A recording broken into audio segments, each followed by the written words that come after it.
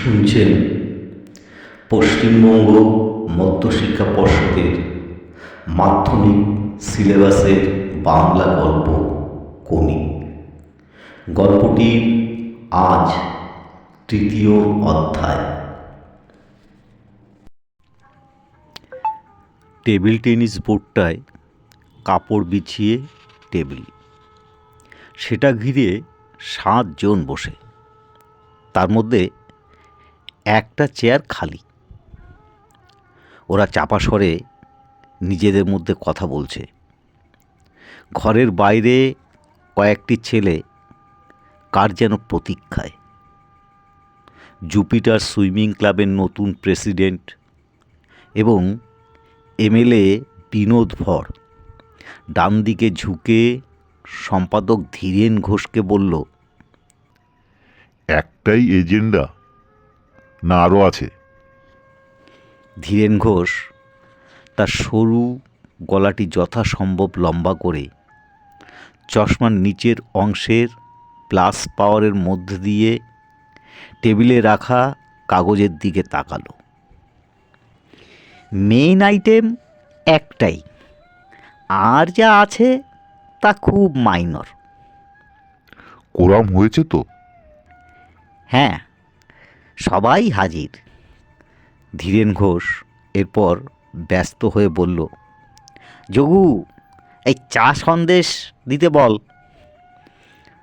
Yajneshwar Bhattacharya chair থেকে উঠে দাঁড়িয়েছে মাত্র, তখনই দরজাটা খুলে গেল। ক্ষিতিশ সিংহ ঘরের প্রতিটি লোকের উপর চোখ বুলিয়ে প্রেসিডেন্টের মুখোমুখি খালি চেয়ারটার বসার আগে সভাকে নমস্কার জানালো। যোগু জিজ্ঞাসু চোখে ধীরেন ঘোষের দিকে তাকালো। মাথা হেলিয়ে ধীরেন ঘোষ বলল, একটু পরে আনবি। আমার দেরি হয়ে গেল। ক্ষিতীশ ফিকে হেসে প্রেসিডেন্টের দিকে তাকালো।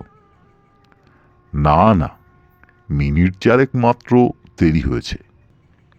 বিনোদ ভর ঘড়ি দেখে ধীরেন ঘোষকে বলল, আমার একটু তাড়া আছে। নিশ্চয়ই নিশ্চয়ই, এক্ষুনি শুরু করছি। বেশিক্ষণ লাগার মতো কিছুই নেই, শুধু সুইমারদের চিঠিটা যা আছে, আর সেটা আগেই সার্কুলেট করা হয়েছে, সুতরাং নতুন করে বলার কিছু নেই। হ্যাঁ আছে। সবাই ক্ষিতীশের দিকে তাকালো। আমার বিরুদ্ধে চার্জগুলো স্পষ্ট করে চিঠিতে বলা নেই, সেগুলো জানতে চাই। সবাই পরস্পরের মুখের দিকে তাকালো। বিনোদ ভর বলল, ধীরেনবাবু, ওর বিরুদ্ধে যা যা অভিযোগ উঠেছে সেগুলো তাহলে বলুন। ধীরেন ঘোষ বিব্রতভাবে হরিচরণ মিত্তিরের দিকে তাকালো। হরিচরণ নড়ে চড়ে বসল। খিদ্দা সম্পর্কে অভিযোগ ছেলেদের, এই মানে সুইমারদের, যারা 7 বছর 8 বছর আমাদের ক্লাবের হয়ে বিভিন্ন কম্পিটিশানে নামছে, মেডেল আনছে, মানে আমাদের মুখ উজ্জ্বল করছে। বাজে কথা। ক্ষিতীশ গম্ভীর স্বরে বলল, মেডেল হয়তো আনে, কিন্তু মুখোজ্জ্বল করার মতন কিছুই করেনি। শ্যামল 4 বছর আগে 1 মিনিট 4 সেকেন্ডে 100 মিটার ফ্রি স্টাইল টানত, এখনো তাই টানে। এটা কি মুখোজ্জ্বল করার মতন ব্যাপার? হরিচরণ কথাগুলো না শোনার ভান করে বলতে লাগলো, এইসব সুইমাররাই হচ্ছে ক্লাবের প্রাণ। এদের নিয়েই ক্লাব টিকে আছে, এগিয়ে চলছে। এরা উজ্জ্বল, এরা চঞ্চল। এদের হ্যান্ডেল করতে হলে এদের মতো হয়েতে এদের সঙ্গে মিশতে হবে, বুঝতে হবে, আধুনিক সময়ের সঙ্গে তাল রেখে চলতে হবে। তার মানে রাস্তার মোড়ে দাঁড়িয়ে ঘন্টার পর ঘন্টা আড্ডা মারবে, পড়াশুনো করবে না, ট্রেনিং করবে না, একে উজ্জ্বলতা বলে মানতে হবে? এদের সঙ্গে তাল রেখে আমাকে আধুনিক হতে হবে, তবেই এদের হ্যান্ডেল করা যাবে? কিন্তু ওদের মন মেজাজ বোঝার ক্ষমতা, দুঃখের সঙ্গে বলতে হচ্ছে, খিদ্দার নেই। হরিচরণ সকলের মুখের দিকে তাকালো। 3-4টি মাথা নড়ে উঠল একসঙ্গে সমর্থন জানিয়ে। ক্ষিতীশের চোখ পিটপিট করতে লাগলো পুরু লেন্সের ওধারে। খিদ্দা জুনিয়র ছেলেদের সামনেই শ্যামলকে তার টাইম আর আমেরিকান 12 বছর মেয়েদের টাইমের তুলনা করে অপমান করেছে। গোবিন্দ এখনও ব্রেস্ট স্ট্রোকে বেঙ্গল রেকর্ড হোল্ড করছে। লাস্ট ইয়ারে বোম্বাই ন্যাশনালে গেছিল। তাকে বলেছেন কান ধরে ক্লাব থেকে বার করে দেবে। সুভাষ ইনফ্লুয়েঞ্জায় পড়ে দিন 10 আসতে পারেনি। তার বাড়িতে গিয়ে উনি ওদের সুহাসের বাবাকে যা তা কথা বলে এসেছে। অমিয় আর বেলা জুপিটার ছেড়ে অ্যাপোলোতে গেছে শুধু খিদ্দার জন্যে। উনি ওদের চুল কাটতে চেয়েছিলেন। পুরুষদের মতো ওদেরও বারবেল নিয়ে এক্সারসাইজ করার জন্য ঝগড়া করতেন। ওদের ড্রেস, ওদের সাজ নিয়ে রোজ খিটখিট করতেন। লাস্ট ইয়ারে আপনারা দেখেছেন, ওই 2 মেয়ের জন্যেই স্টেট মিটে অ্যাপোলো টিম চ্যাম্পিয়নশিপ পায়। হরিচরণ থামল। ক্ষিতীশের দিকে এতক্ষণ সে তাকায়নি। দেখল মুচকি মুচকি হাসছে। তাতেই সে অস্বস্তি বোধ করে ধীরেন ঘোষ, প্রফুল্ল বসাক এবং বাদু চাটুর্যের মুখের দিকে তাকালো। নস্যির কৌটা বার করার জন্য পকেটে হাত ঢুকিয়ে গলা খাকারি দিয়ে বাদু চাটুর্যের সিধে হয়ে বসল। প্রেসিডেন্ট স্যার, আমার একটা কথা বলার আছে। ট্রেনার যে সব সময়ই ট্রেনার যে হবে, তার উপর ছেলেদের বা মেয়েদের শ্রদ্ধা থাকা চাই, আস্থা থাকা চাই। সে যেটা বলবে ওরা যেন নিশ্চিন্তে চোখ বুজে সেটা করতে পারে। কিন্তু ক্ষিতীশ ওদের যা বলে সেটা ওরা বিশ্বাস ভরে নিতে পারে কি? বাদু চাটুর্যে নাটকীয়তা সৃষ্টি করার জন্য কথা থামিয়ে রুমাল বার করল। নাক মুছল গভীর মনোযোগে। রুমাল পকেটে রাখল। ক্ষিতীশ নিজে কখনো সাঁতার কাটেনি, কম্পিটিশনে কখনো নেমেছে বলে জানি না। ওর কথা ছেলেমেয়েরা কেন গ্রাহ্য করবে? সে কি? প্রেসিডেন্ট বিনোদভর অবাক হয়ে ক্ষিতীশের দিকে তাকালো। আপনি সাঁতার জানেন না? ক্ষিতীশ মাথা নেড়ে বলল, সাঁতার জানি না বলতে বধূ নিশ্চয়ই মিন করছে আমি কখনো কোনো কম্পিটিশনে মেডেল পাইনি, তাই না? হ্যাঁ হ্যাঁ, আমি তাই বলছি, ব্যস্ত হয়ে বধূ বলল। কোচের রেপুটেশন থাকা দরকার, নয়তো ছেলেমেয়েরা মানবে কেন? হরিচরণকে ওরা মানে কেন? ইন্ডিয়া চ্যাম্পিয়ন ছিল, অলিম্পিকে গেছে, গঙ্গায় 13 মাইল কম্পিটিশনে পর 3 বার জিতেছে। আপনি অলিম্পিকে গেছিলেন?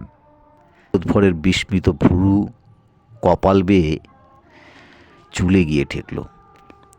কিঞ্চিত গদগদ স্বরে হরিচরণ বলল, লন্ডনে 48 অলিম্পিকে আমি 1500 মিটারে ইন্ডিয়াকে রিপ্রেজেন্ট করেছি। ওয়াটার পোলো টিমেও ছিলুম। কি রেজাল্ট করেছিলেন? প্রেসিডেন্ট ঝুঁকে পড়ল টেবিলে। হরিচরণ দ্রুত সকলের মুখের উপর একবার চোখ বুলে ঢোক গিলে বলল, 0.5 সেকেন্ডের জন্য ব্রোঞ্জটা মিস করেছি। হঠাৎ বিষম খেয়ে কাশতে শুরু করলো ক্ষিতীশ। সবাই তার দিকে তাকালো। কাশি থামিয়ে ক্ষিতীশ বলল, আই এম সরি, মাঝে মাঝে আমার এরকম হয়। প্রেসিডেন্ট বিরক্ত চোখ দুটো সরিয়ে নিয়ে আবার রাখলো হরিচরণের মুখে। গোল্ড পেয়েছিল আমেরিকার ম্যাকলেন। জল থেকে উঠে আমায় বলেছিল, তুমি পাশে ছিলে তাই এত ভালো চার্জ পেয়েছি। বটে বটে, তা আপনি কি বললেন? আমি আর কি বলবো, ওকে কংগ্রাচুলেট করে বললুম, ইন্ডিয়াতে যে টাইম করে এসেছি সেটা যদি আজ করতে পারতুম তাহলে। হরিচরণ থেমে গেল। খুক খুক একটা শব্দ হচ্ছে। প্রেসিডেন্ট বিরক্ত হয়ে বললেন, আবার আপনি কাশছেন? নিশ্চয়ই আপনার কাশির অসুখ আছে। ক্ষিতীশ মুখ নিচু করে ফিসফিস করে বলল, হরি, গোল্ড না সিলভার? তাহলে কোনটা হতো? হরিচরণ উত্তেজিত স্বরে বলল, মেডেলের কথা তো আমি বলিনি। তুমি হঠাৎ গায়ে পড়ে টিপ্পনি কাটছো কেন? জেলাসি? নস্যির কৌটাটা চাটা দিয়ে বধূ মন্তব্য করল, ক্ষিতীশ বড় ফালতু কথা বলে। কার্তিক সাহা এতক্ষণে মুখ খুলল। বারবার দেখছি কখনই হরিকে সহ্য করতে পারে না। জেলাসি হোক আর ফিলাসি হোক, আমাকে 5 জনের সামনে বিদ্রূপ করে তুমি কি আনন্দ পাও খিদ্দা, বলো তো? ক্ষিতীশ চশমাটা চোখ থেকে নামিয়ে টেবিলে রাখল। কঠিন স্বরে বলল, আমার বিরুদ্ধে আর কি কি অভিযোগ আছে ধীরেন? ধীরেন ঘোষ তড়িঘড়ি ঝুঁকে কয়েকটা কাগজ উল্টে পাল্টে বলল, এই সব আর কি। অভিযোগ এনেছে সুইমাররা, ওরা বাইরে আছে। প্রেসিডেন্ট যদি বলেন তো ওরা নিজেরা এসে এখানে বলতে পারে। না, তার দরকার নেই। ক্ষিতীশ চশমাটা চোখে পড়ল। অভিযোগগুলো সত্যি। টেবিলে মুখগুলি উজ্জ্বল হয়ে উঠল। কেউ মাথা নাড়ল, কেউ নড়ে চড়ে বসল। ওদের ভাবভঙ্গিতে এই কথাটাই ফুটে উঠল, এইবার তাহলে বাচাদন এইবার কি বলবে? আমি জানি ওরা কি বলবে। বলবে আমি জলে নামি না, খাটতে বলি, না খাটলে গালাগাল করি। আপনারা বলবেন আমি রেজাল্ট দেখাতে পারিনি 3-4 বছর। আমার ব্যবহারে সুইমাররা বিদ্রোহ করছে। এমনকি মারবেও বলেছে। যজ্ঞেশ্বর ভট্টাচার্য কথাটা বলেই ধীরেন ও হরিচরণের ভ্রুকুটি থেকে থতমত হয়ে, কি কাণ্ড, এখনো চা দিয়ে গেল না, বলতে বলতে উঠে বেরিয়ে গেল। অভিযোগের জবাব নিশ্চয় আমাকে দিতে হবে। প্রেসিডেন্ট গম্ভীর হয়ে বলল, সেটা আপনার ইচ্ছে। কিছু বলার থাকলে নিশ্চয়ই আমরা শুনব। সারা ঘর উৎকণ্ঠিত হয়ে অপেক্ষা করছে। চশমাটা আবার টেবিলে রেখে ক্ষিতীশ চোখ বুঝল। এই ক্লাবে আমি প্রথম আসি 35 বছর আগে। ধীরেনও তখন আসে। বছর 5 পর হরিচরণ। ওদের মতো জুপিটারকে আমিও ভালোবাসি। আমিও চাই জুপিটারের গৌরব। চাই ভারতের সেরা হয়ে উঠুক জুপিটার। এই গৌরব এনে দেয় সাঁতারুরা, ওয়াটার পোলো প্লেয়াররা, ডাইভাররা। ওদের পারফরমেন্স যত উঠবে গৌরব তত বাড়বে। আমার যা কিছু চেষ্টা তা ওদের উন্নতির জন্যে। এজন্য আমি কঠোর হয়েছি, গালিগালাজও দিয়েছি। ক্ষিতীশের বলার ভঙ্গি ও কণ্ঠস্বরে ঘরটা গম্ভীর থমথম হয়ে উঠল। সাঁতারে অবিশ্বাস রকমে পৃথিবী এগিয়ে গেছে, আর আমরা আমাদের একটা রেকর্ডের বয়স 10-15 বছর। 25 বছর হতে চলল শচীন নাগের রেকর্ডের বয়স। কেন এই থমকে থাকা? যেভাবে পৃথিবী এগোচ্ছে আমাদেরও সেইভাবে এগোতে হবে। এসব এমন কিছু কথা নয়, আমাদেরও জানা আছে, শুনতে ভালোই লাগে। হরিচরণ ভারী কি চালে বলল এবং প্রেসিডেন্টের দিকে তাকালো। আসল যে জিনিস ফুড, সেটা কই? খাটবে যে খাদ্য কই? তা যখন পাওয়া যাবে না, তখন খাটিয়ে খাটিয়ে টিভি ধরিয়ে দিয়ে কি লাভ কিছু হবে? ঠিক কথা, ফুড কই? যজ্ঞেশ্বর টেবিল চাপড়ে বলে উঠল। প্রেসিডেন্ট এবং ধীরেন ঘোষ মাথা নাড়ল। বধূ কৌটো থেকে বড় অ্যাক্টিভ নস্যি বার করল। বাজে কথা। ক্ষিতীশ চাপা এবং দৃঢ়স্বরে বলল, আজ পর্যন্ত কেউ কি টিভি রোগী হয়েছে সাঁতার কেটে? এমন কথা তো শুনিনি। আসলে এটা অলস ফাঁকিবাজদের, যাদের উচ্চাকাঙ্ক্ষা নেই, তাদের অজুহাত। যতটুকু খাদ্য আমরা জোটাতে পারি সেই অনুপাতে আমরা ট্রেনিং করি না। শ্যামল গোবিন্দ বিদ্যে বুদ্ধির জন্য নয়, সাঁতারের জন্য চাকরি পেয়েছে। কিন্তু সাঁতারকে তারা এর বিনিময়ে কি দিচ্ছে? এরা অকৃতজ্ঞ। এরা গুছিয়ে রোজ 5 টাকা যদি খাওয়ার জন্য খরচ করে ডিসিপ্লিনের লাইফে লিড করে, নিয়মিত কঠিন ট্রেনিং করে, তাহলে 2 বছরে এরা মিনিটে 100 মিটার ফ্রি স্টাইল কাটবে, 1 প্যাচে ব্যাক স্ট্রোক কাটবে। তাহলে এদের ট্রেনিং করাতে পারেননি কেন? ধীরেন বলল, ছেলে ফেল করলে দোষটা মাস্টারমশাইয়েরও। কার্তিক কোনোই দিয়ে বাদুকে খোঁজা দিল। নিশ্চয়ই। শুধু ওদের অকৃতজ্ঞ বলে যদি নিজের দোষ স্খলন করেন, তা কি চলে? না, আমি দোষ স্খলন করতে চাই না, বরং আমি বলতে চাই ওদের দিয়ে আর কিচ্ছু হবে না। ওদের বয়স হয়ে গেছে, এদের মনে পজ ধরেছে, এদের পিছনে পরিশ্রম করে লাভ নেই। আমি বিশ্বাস করি না। হরিচরণ তীব্র স্বরে। ক্ষিতীশও বিস্মিত হলো। কি বিশ্বাস করিস না? এদের দিয়ে এখনও টাইম কমানো যায়। আমি করাতে পারি, আমি পারি এদের খাটাতে। পজ টস ধরেছে, এসব বাজে কথা। ক্ষিতীশ কিছুক্ষণ হরিচরণের মুখের দিকে তাকিয়ে রইল। তাহলে তুই দায়িত্ব নে। আমি আজ থেকে চিফ ট্রেনারের পদ ছেড়ে দিলাম, রেজিগনেশন লেটারও পাঠিয়ে দেব। আমি কাল থেকে আর আসব না। না না না, আসবে না এটি কি কথা? বাদু ব্যস্ত হয়ে উঠল। এতদিনকার মেম্বার। ক্ষিতীশ হাসল ম্লানভাবে। তারপর চোখ দুটো পিটপিট করে উঠল।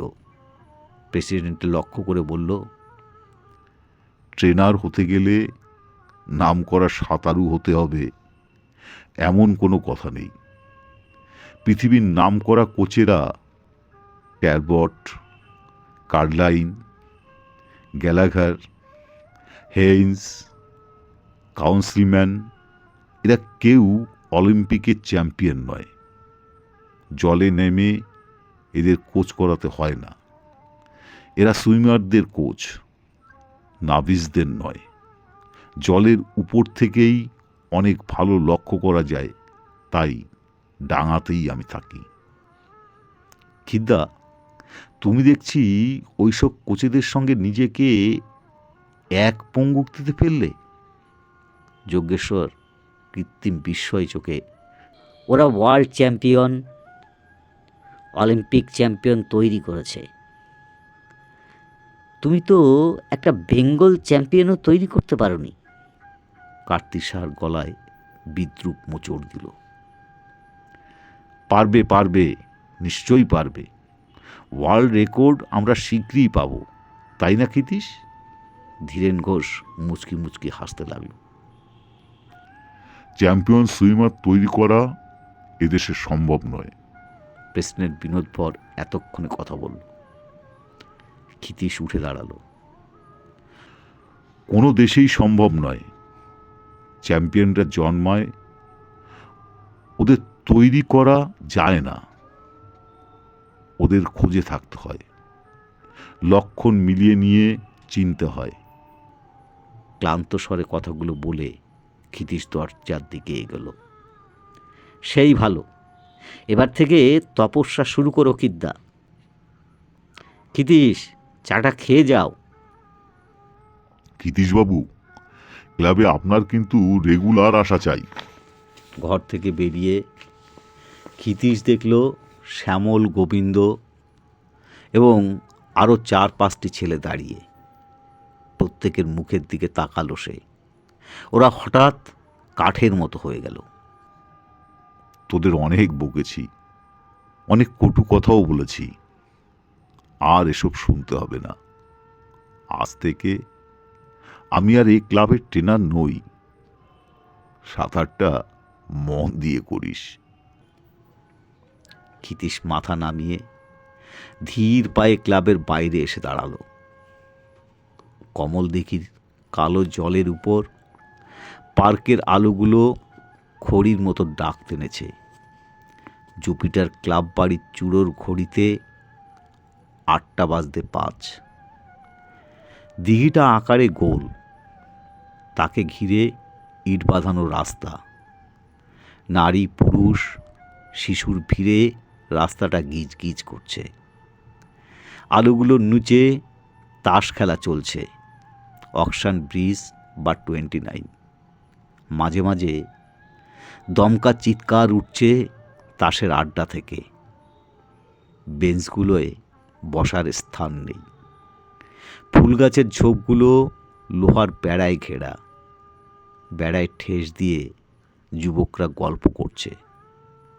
ঘুগনি, আলু কাবলি, বাদাম, ঝালমুড়ি বা কুলফি মালাইওয়ালারা ব্যবসাতে ব্যস্ত। দুটি হাত রেলিংয়ে রেখে ক্ষিতীশ দিঘির অন্ধকার জলের দিকে তাকায়।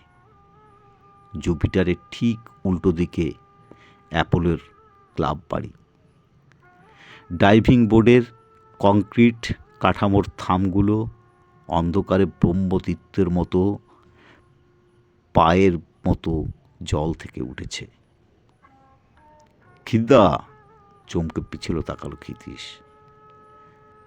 ভেলো, কি হলো খিদ্দা? কি আবার হবে, ছেড়ে দিলুম। ভালোই করেছ। ঝগড়াঝাটি, গোলমাল কিছু হয়নি তো? না। ক্ষিতীশের মুখটা আবার জলের দিকে ঘোরালো। হাওয়া বয়ে আসছে জলের উপর দিয়ে। বাতাসে জলের কণা আর শ্যাওলা আর ঝাঁঝির আষ্টে গন্ধ। 35 বছর এই শুকে আসছে ক্ষিতীশ। তার কাছে এর থেকে সুবাস পৃথিবীতে নেই। ভেলো পাশে এসে দাঁড়ালো। ভেলো, কি করি এখন বল রে? একেবারেই বেকার হয়ে গেলুম। এবার প্রজাপতিকে বরং দেখাশুনো করো। বৌদি একা মানুষ, অন্যরাও মেয়ে। পুরুষ মানুষ একজন থাকা দরকার। কখন কি মুশকিলে ওরা পড়ে যাবে তার ঠিক কি? তোর বৌদি মানুষটি ছোট্ট খাট্ট, কিন্তু আমার থেকে 10 গুণ লম্বা কাজের বেলায়।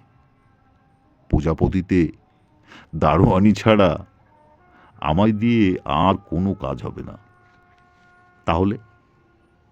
ক্ষিতীশ আবার জলের দিকে তাকিয়ে রইল।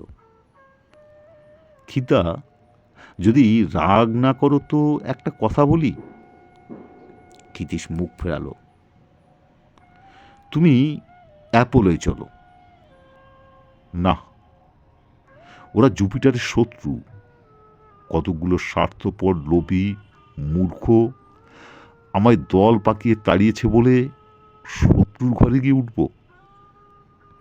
কিন্তু এখানে তুমি জল পাবে, শেখাবার ছেলে মেয়ে পাবে।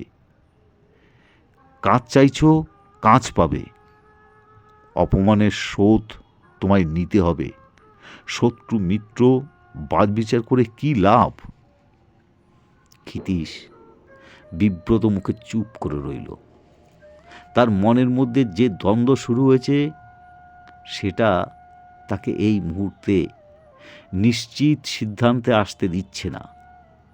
জুপিটারের সঙ্গে তার নারীর সম্পর্ক, কিন্তু সাঁতারু তৈরি করা তার জীবনের একমাত্র লক্ষ্য, ব্রত। লক্ষ্য পূরণ করতে হলে নারীর বাঁধন ছিঁড়ে বেরোতেই হবে। কিন্তু তা কি সে পারবে? ক্ষিতীশ মাথাটা ঝাঁকালো। তাহলে গোলদিঘির কোনো ক্লাবে চল। কোথাও গিয়ে আমি টিকতে পারবো না রে। ক্ষিতীশ হাঁটতে শুরু করলো, একটু জোরেই। চুপচাপ বসে থাকবে? ভেলো হ্যাচকা দিয়ে প্যান্ট টেনে ক্ষিতীশের পাশাপাশি থাকার জন্য প্রায় ছুটতে শুরু করলো। আমি এবার সত্যিকারের কাজ করতে চাই। সবাইকে দেখিয়ে দেবো একবার। চ্যাম্পিয়ন তৈরি করব আমি, গড়ব আমি মনের মতো করে। একবার শুধু শুধু একবার যদি কারো দেখা পাই। মাথা নিচু করে ক্ষিতীশ হনহনিয়ে কমল দিঘির গেট থেকে বেরিয়ে রাস্তার ভিড়ে মিশে গেল। ভেলো কিছুক্ষণ তাকিয়ে থেকে গেটের পাশে দাঁড়ানো আলু কাবলিওয়ালকে বলল, জানতি, ঝাল দিয়ে 4 আনার বানাও। গল্পটির পরবর্তী অধ্যায়ের জন্য চ্যানেলটিকে সাবস্ক্রাইব করে রাখুন।